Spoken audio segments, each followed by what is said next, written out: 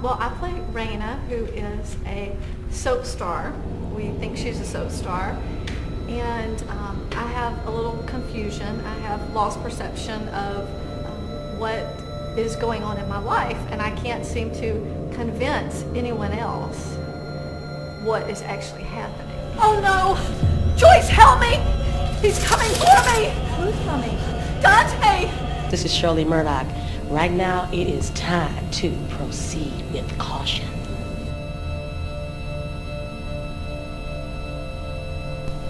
Okay, so you're sort of living this life all by yourself in a world to yourself, huh? So, what kind of soap is it that you're using? Not very good. Well, I'm sure this is a takeoff from what you are, really. I know you've got a good grip on reality, so how do you prepare for the role? Well, I just try to picture or imagine, like we do in real life, when you believe something and you're trying to convince other people that what you feel is true or right, or that you are right and they are wrong, and they just can't seem to grasp what it is that you're feeling. And so you get that frustration. And so I just try to put myself in that, trying to convince someone and all the emotions that you would feel. Discussing how you feel about your visits may help you. There's nothing to discuss, Maurice. Okay, I'm sitting right here. You don't have to shout. We sat for 2 hours, and she kept telling me that my dizziness was all in my mind. Now, I'd like to get back to my puzzle, if you don't mind. Medical doctors can't find anything wrong. That doesn't mean there's nothing wrong, does it? And Keith, how do you deal with a woman who sometimes may not always be there and see some things that you don't see? How do you handle that? Alcohol. I'm just kidding. I'm just kidding. It does. No, I'm just kidding. Avoid the rub alcohol, and you'll see what she sees. So, my character, Maurice, definitely I'm her husband. Understanding to a point, but then, you got to have a limit. So he kind of breaks down a little bit. But he understands, he listens, he kind of pacifies her in certain respects. But, he's understanding. So. Okay. And how did you prepare for that role? He's a casino manager, so I've been to casinos before. Not too many. Mom. No. Just seen some of the movies in the past. So, you just try to not create a stereotypical character of that, but just with the world that the script creates, just kind of envelop that and see how you would react and how change that, how the character would react to it. So. I can't help what it's costing the studio each day. I'm not coming back ever. Why did you do that? Look, we moved from South Carolina to New York 2 years ago so you could break it into the movie business. I relocated here so my wife could fulfill her burning desire to be a movie star. Now, after 2 money-making pictures and a soap series that made you a star, you want to throw it all away? RG is he's the director. And he has of course, the responsibility of making sure everything is, is correct. All of the T's are crossed and all the I's are dotted. But he has a dilemma also with Raina, who's having these delusional episodes. And so he genuinely cares about her, but he also has a job to do.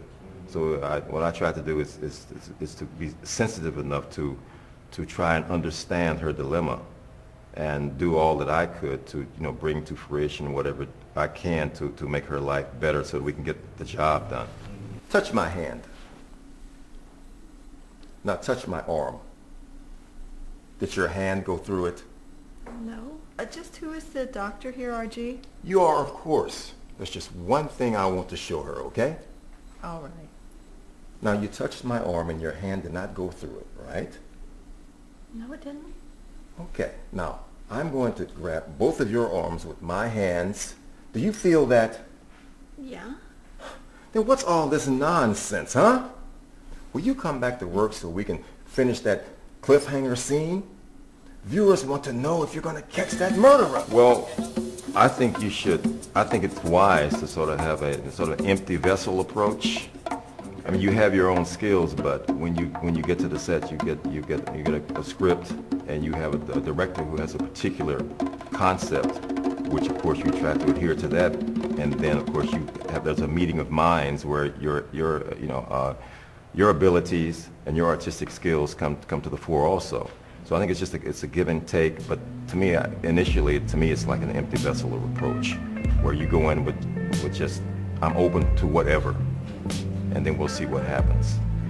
Of course, you're working within certain parameters, of course, right? Well, she is a psychologist that is working with Raina's character, trying to cure her, help her get through this crisis and become normal again, whatever normal is for her. Of course. By the way, who is this Dante person you mentioned earlier today? He was the extra in the last scene with me. We didn't see anyone like that. However, there is a Dante in the script. Trying to get her to change the soap she's using, right? Well, I've played a patient many times as a standardized patient, so I've been able to work with doctors and many other roles.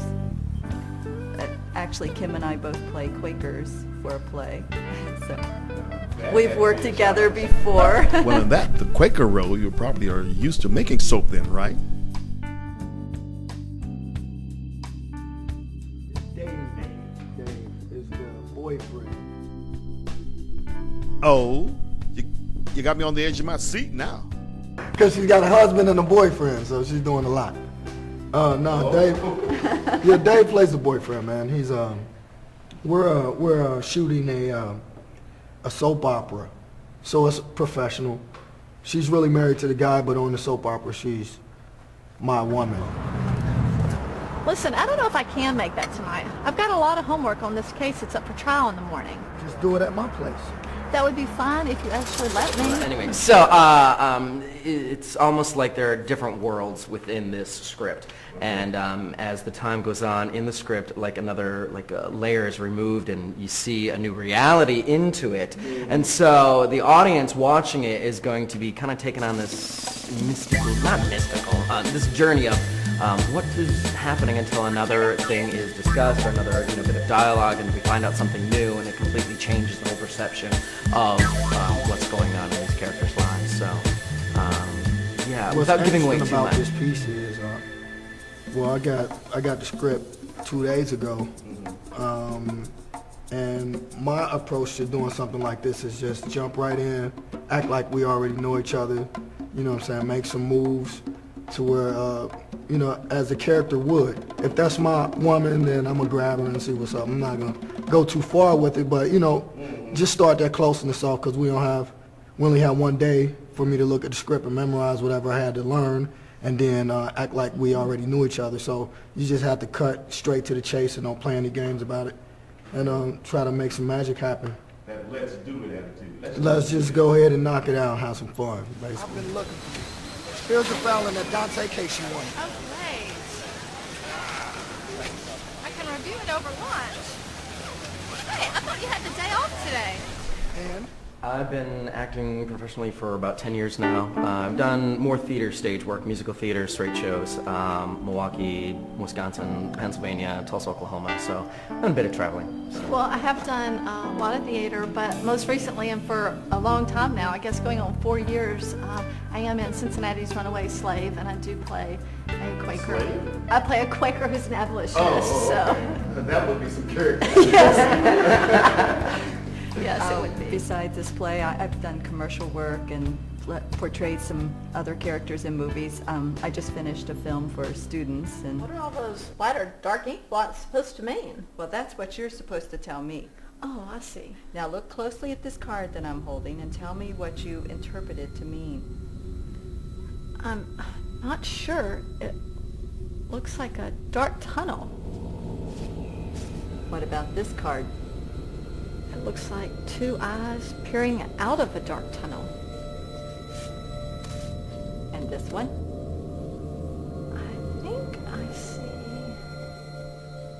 I think I see a shirt with...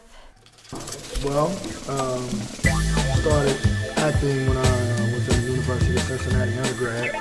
Ended up creating, co-founder of 144,000 Poetry Collective, which is nationally based, performed all over the U.S. I'm part of the Hittite Empire, which is international based. poetry, ritualistic, shamanistic type of ritualistic troupe. And I worked in LIFT, London International Festival of Theater, did some pieces in Egypt, did some pieces all over, you know. And when I came back home, went to Santa Monica, did some more work, and then I came back to Cincinnati and started the Summons of Supreme, which is a ritualistic and an improvisational performance art type of piece. And that's why I'm kind of right now. And soon going to graduate school to pursue that and change the world in the process. So I'm an all-around artist, man. Well, I think I'm a very focused person. I'm a humble person. And I think I have skills. I think I have talents. But, and the ladies mentioned the Runaway Slave. I was brought in on that in February. So I played the Runaway Slave, you know. Right. I didn't play the Quaker. Right. So it was an interesting experience. But I've done quite a few things. I've done A Soldier Story. Did Sergeant Waters, that character. It's a very interesting character. Did Fences, Troy character. Day of Absence, which is a lot of fun. I've done quite a few stage productions, and I've been an extra in a few movies, you know. Been one of the extras in some of the operas and things like that. I'm a poet, of course, you know. I, of course, we've been in the same venues before, you know. So I'm just, you know, living life. My creativity is growing every day, and I'm sure we'll be together doing something again too, Clark, you know, without a doubt. It's been a great experience working with Willie. So I have just met Willie through this project, but I think it's incredible to work with someone who does have that foresight that it's just not the here and the now. You know, it's for the future and bigger and better things. And so I think it's great, and he is so nice and so soft-spoken.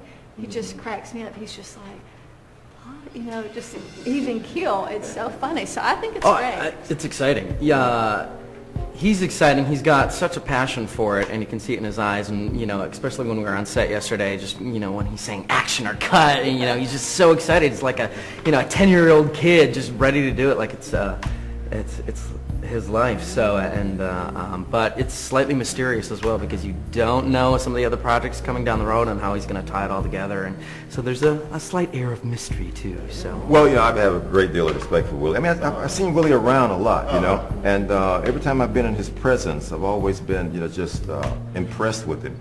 And he's also the kind of person, like a chameleon to me, you know. He's in the background, but he's very, very essential to what's going around, you know, what's happening, you know. And when I found that I was going to have an opportunity to work with him, I was very excited, you know, because I just feel, you know, blessed, you know, from having the experience. Well, I've worked with several directors and producers, and I think he's one of my favorites. He's soft-spoken. He gets the idea across to you in a very direct way and very easygoing. He's been really fun to work with. Willie James Jones. Yeah. Well, I mean, out of everybody, I probably think I've worked with him the most. I worked with him on the first Proceed with Caution piece, a trip on Glider Airlines, and that was an interesting journey. It was very you had to be very dedicated. You had to be open to change, and you had to be open to doing 17-hour days. And that was great. I had a great time, man. My first time drinking a lot of Red Bull and having fun with a lot of different personalities. So that was a great adventure. But just so happens, like the other day, I was at my mom's seeing my daughter and checking in with my fam. And I get the call that he needs someone to, you know, fill this part. And, you know, knowing Willie and knowing his work and being able to make sure that we weren't going to have those 17-hour days is like, yeah, I'll definitely come in and let's create some magic, because the scripts are well written. The pieces are definitely intriguing.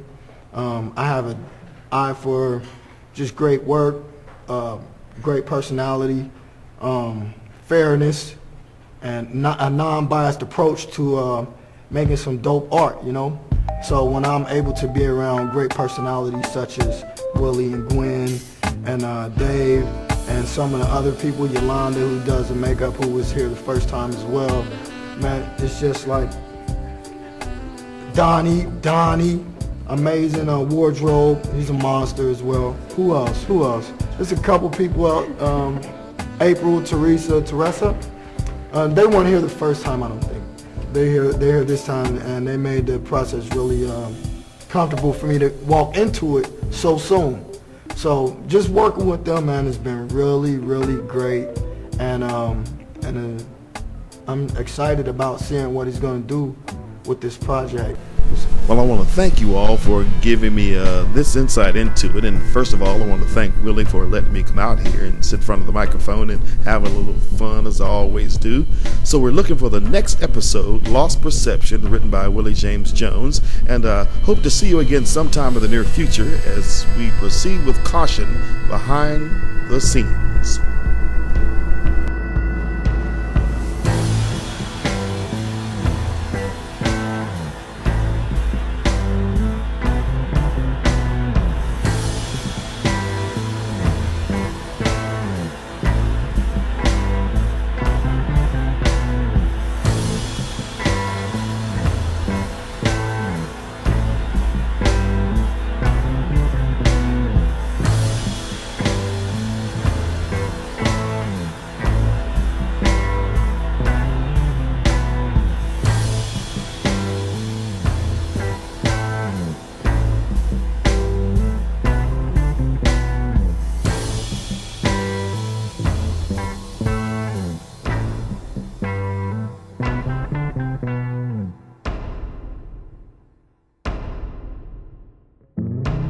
Just so different to see her grinning. Her smile became an unsmile, and now she ain't pretty no more. She walk around with all of those open sores, and people don't even want to try to give her love. And people see her nowadays and they shrug, and it's hard to see somebody who was so blessed by the world and still giving up. Now she got a baby girl and she ain't living up to her parent abilities or her duties, and shit's real foul. I see it now, and now I don't want to see her smile. Every time that I see her, she asking me for loot. Now I'm as broke as you. Yo, what should I do?